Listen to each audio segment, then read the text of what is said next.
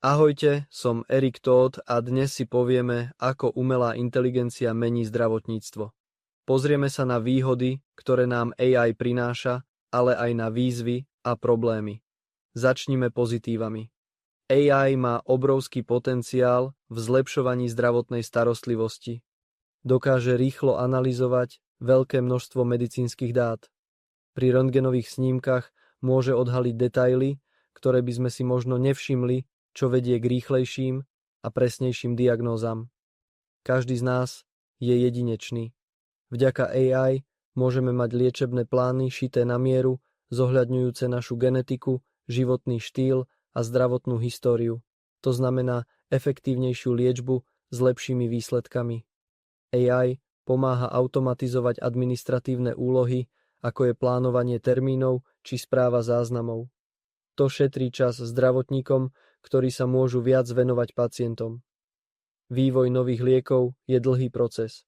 S AI môžeme simulovať účinky liekov a identifikovať vedľajšie účinky ešte pred klinickými skúškami, čo zrýchľuje prístup k novým liečbam.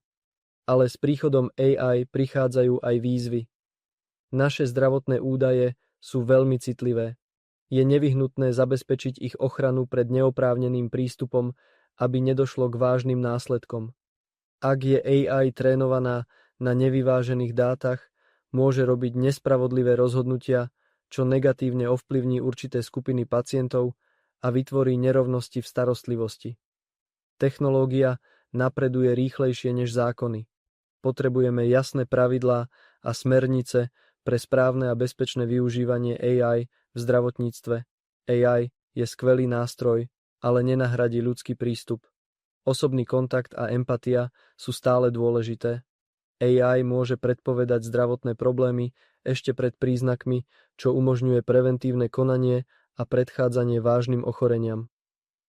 S pomocou AI môžu lekári diagnostikovať a liečiť na diaľku, čo je prínos pre ľudí v odľahlých oblastiach alebo s obmedzeným prístupom k starostlivosti. Umelá inteligencia prináša množstvo úžasných možností. Môže zlepšiť kvalitu starostlivosti, ušetriť čas a zachrániť životy.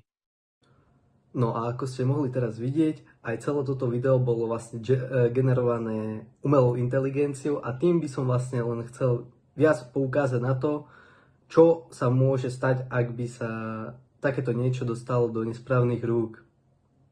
Takže veľmi pekne ďakujem za pozornosť. Snáď ste si z tohto videa zobrali niečo pozitívne a niečo naučné, čo vám môže ďalej dopomôcť k ďalším vylepšeniam alebo novým poznatkom ohľadom umelej inteligencie, čo sa týka buď v zdravotníctve alebo aj ďalších iných možností.